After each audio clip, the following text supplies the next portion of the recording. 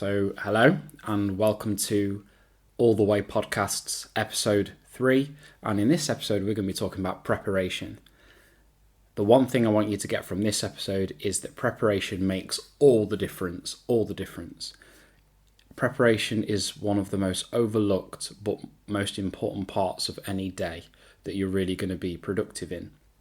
The money you make in your job, I promise you, the bonuses, or if you're a commission-based person, or if you get any kind of bonuses, or if you're looking for any kind of promotion, I promise you it's in the preparation.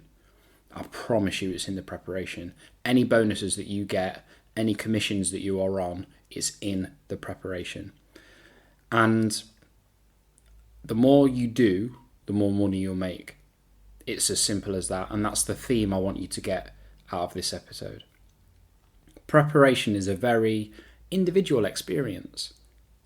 Even if you are part of a team, your method to be ready may be different to somebody else, even if you do exactly the same job. And alone time is a very good thing because it helps you to be ready in yourself. It helps you to be at your best self. And not only does it help you to be prepared, but it helps you to know you. It helps you to get to know you. And I learnt this around 17 years old when people who were twice my age, when I was, getting into the world of work, just starting out on my apprenticeship.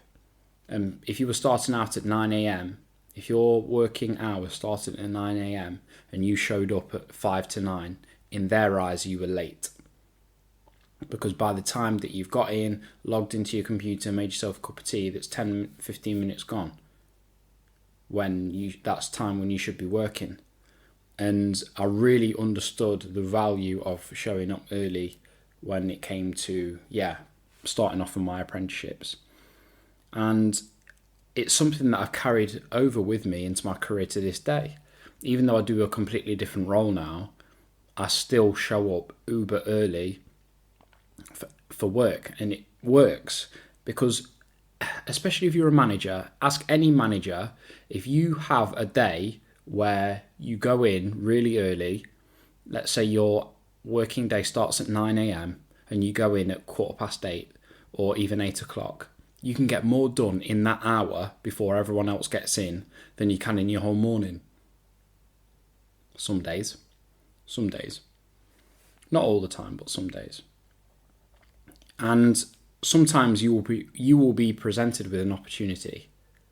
But if you're not prepared, it's one of the worst things in the world, because an opportunity could come at any moment and you have to be ready for that. So over the course of this podcast, I'm hoping that I can drop some little tips for you to help you just be ready for any opportunity, whether it's meeting a business client, whether it's going for an interview, whether it's progression in your job, whether it's talking to customers, whether it's talking to your senior leaders in your business, whatever it is. I just want you to be ready.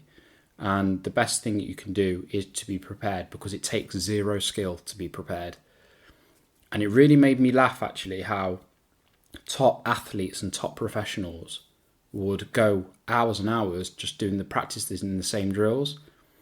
They would practice the same passing moves if it's in football, or they'd practice running all the time if they were in basketball, or any kind of sport. People are practicing the same moves over and over again. And it just really made me think, well, if they are at the top of their game and they still practice, then that means I should be practicing too if I want to be at the top of my game. And when you show up early, it shows that you're ready to go. And the best way I can describe it, it's like when you think of a winter's day, a really cold winter day, and you go outside to start the car, ready for your journey. You have to pull the car door even harder because the frost has jammed the door shut. So you open the car door, you get inside, it's absolutely freezing. The steering wheel is freezing. You can't even see out the windows because there's that much frost. There's that much frost on top of the windows, and you can see your breath when you get inside the car. At that point, when you turn the engine on, are you ready to hit the motorway? Absolutely not. You've got to go in, turn the car on and leave it running for a bit. Even if you've got to get out and scrape all the windows to make sure that it's ready and the engine's warmed up, then you can hit the road. That's how I view getting in early before 9 o'clock. Because by the time 9 o'clock comes, you're ready to go and you're straight in there. And I know some of you guys love a quote, so I wanted to share one that I found from 2017. Someone sent me this quote and I've carried it with me till this day.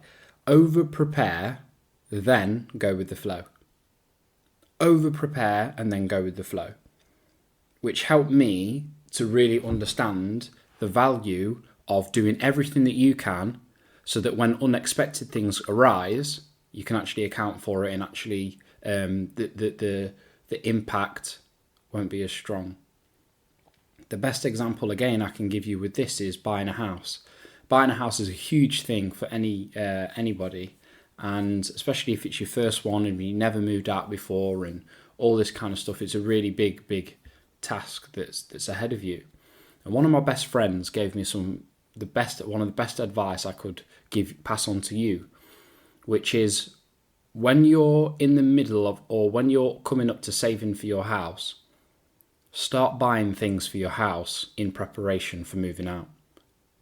So that when you do come to moving day, you've got a lot of the stuff that you need already without having to fork out a lot of money in one go to get it all.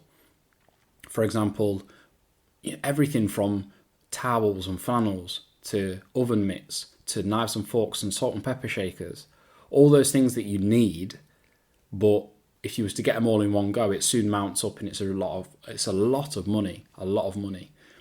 And I started doing that. So when I started saving for a house was 2017, and I had a look on the receipts when I moved out I completed on my house at the end of November 2019. And when I was unpacking my boxes of things that I'd bought, the first thing that I bought was in February 2017, which is just under 3 years earlier.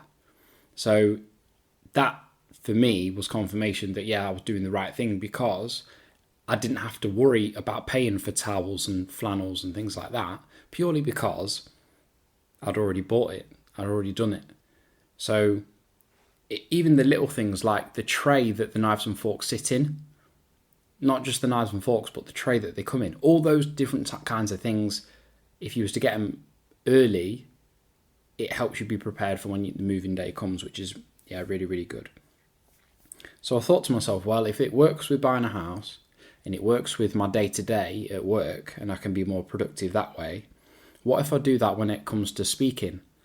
Because when I was an apprentice ambassador, and I still am, when I was doing more apprentice ambassador work and I would go to a speaking event and somebody would ask me to come and share, I would prepare just as well as if it was, like a huge deal for me. And I came up with this theory called the World Cup final approach. I call it the World Cup final approach. And the way that it works is this. Imagine, it's a football analogy. Imagine your football country, your team, has made it to the World Cup final. You are the captain of your team. So you're the first name on that team sheet. The final takes place in 2 days' time. You're fit and well, so you're able to play. How are you going to behave in those 2 days? So examples could be early night sleep. You're not going to be out partying, getting drunk all the time, up until that game. You're not going to be out late. You're not going to be associating with people that you don't necessarily need to until the cup final's done.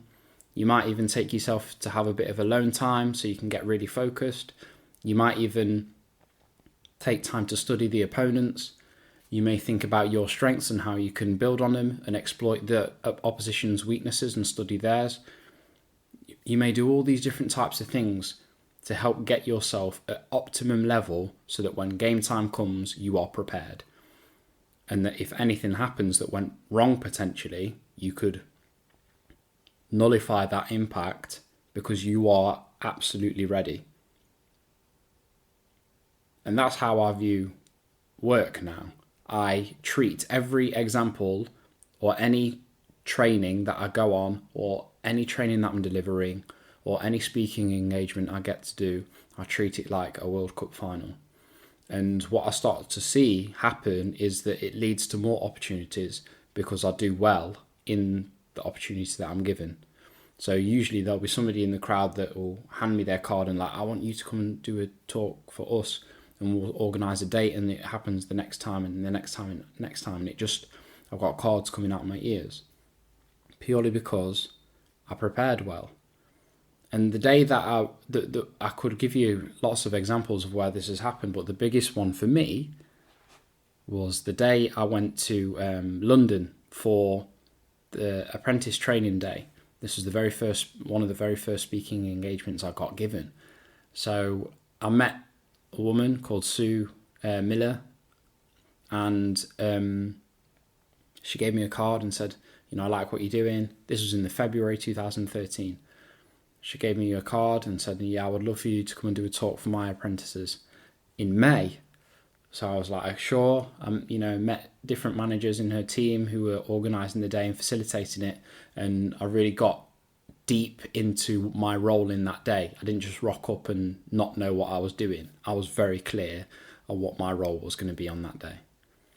So I came up, I prepared. I remember, I'm only 21, 22 years old, and I'm asked to, come and speak at this event with lots of apprentices for, the very first time. And I've come from Derby to London, and I remember it was almost like Christmas Day, because I was up at 4 a.m. in the morning, heading towards the train station, getting ready, going to the train station, from the train, the very first train at like 6 a.m. to London, St Pancras. And I got to London for like 8, just after 8 o'clock. And I make my way from London, St Pancras to all the way to Gatwick, because that's where it was happening. And I was just on, adrenaline, because I was ready, and I did my best to prepare myself as well as I could. I wasn't out partying and stuff like that, because I've got this speaking engagement I've got to do, and I want my whole self to be involved in it. And it was after that day was a result of me joining the Apprentice Ambassador Network. So I didn't even realise I was doing it at the time, but I was really preparing at my absolute best. And that's what's led to me have many different big speaking engagements. So now in my, my day-to-day role, I look after training. And included in that training is things like inductions. And I've run that induction day, over 40 times, maybe 30, 40 times. And even now, as I'm running it, I still get in at 7:30, 8 o'clock for a training that starts at 10. That I could potentially just rock up at 10 to 10, set up and go. But I prepare at, between 7:30 and 8 o'clock, I'm there rehearsing how it's going to go, who's on the course. And then that usually is one of my best trainings. It's one of my best ones where people react well to it, and people are in high spirits, and they go away really filled with a lot of joy, and they're glad they came. And that, to me, shows, again, that I'm doing the right thing because I prepare well. Now, there's this theory about 10,000 hours. To be an expert in any field, you need to put in 10,000 hours to become an expert. Preparation is included in those 10,000 hours. And I didn't realise that. I thought it was when you're actually doing it, the preparation is very much included in that. So the biggest thing that I really want you to take from this